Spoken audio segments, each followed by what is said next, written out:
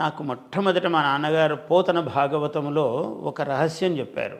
ఒరే, ఈ పద్యానికి అర్థం ఏమిటిరా అన్నారు. అందరికీ తెలిసిందే, అందరూ చెప్తున్నదే. పలికెడిది భాగవతమట, పలికించు విభుండు రామభద్రుండట, నే పలికిన భవహరమగునట, పలికెద వేరుండు గాథ పలుక గనేలా.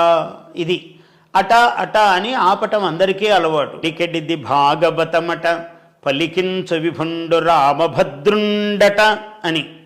మా నాన్నగారు ఒక ప్రశ్న వేశారు. మామూలుగా అంత తెలియని విషయాన్ని ఎవరో చెబితే అవునేమో అనుకునే విషయాన్ని కదరా అట అని చెప్తారు, నిశ్చయార్థమును అట అని చెప్పరు కదా. నేను చెప్తాను చూడు ఈ పద్యం ఎలా చెప్పాలో అని మా నాన్నగారు చెప్పారు. పలికెడిది భాగవతము అట, పలికించు విభుండు రామభద్రుండు, అటనే పలికిన భవహరమగును, అట పలికెద వేరుండు గాథ పలుకగనేలా.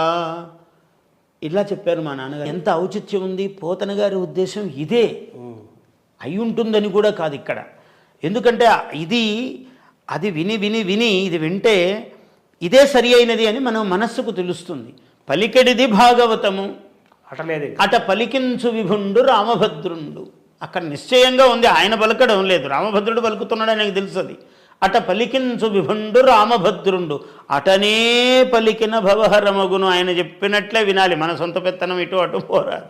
అటనే పలికిన భవహరమగును, అట పలికెదా, చెప్పినట్లే పలుకుతాను, నాకేం సంబంధం, దీంట్లో కర్తృత్వం ఏముంది నాకు. అట పలికెదా వేరొండు గాథ పలుకగనేలా, ఇంకొక కథను ఇంకో విధంగా చెప్పే అవసరం ఏముంది నాకు. మా నాన్నగారు అంత రహస్యజ్ఞుడు, సూక్ష్మంగా తత్వజ్ఞుడు. ఆయన ఆ విషయం చెప్పారు, నాకు అది నరానికి పట్టింది. నిజం కదా ఇది.